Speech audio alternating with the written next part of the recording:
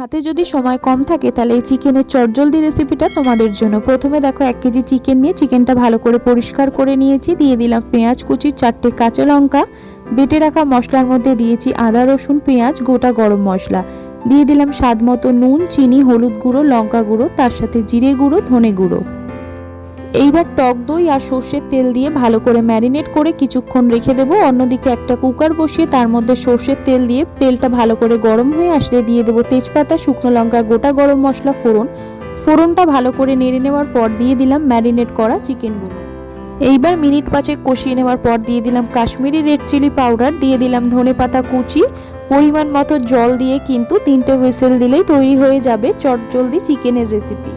কুকারের ঢাকনাটা খুলতেই সবাই দেখে বলছে কিন্তু মাটনের মতো হয়েছে। তাহলে তোমরাও কিন্তু চটজলদি রেসিপিটা বাড়িতে ট্রাই করে দেখতে পারো। ভিডিওটা ভালো লাগলে লাইক করো, কমেন্ট করো, সাবস্ক্রাইব করে পাশে থেকো। বাই।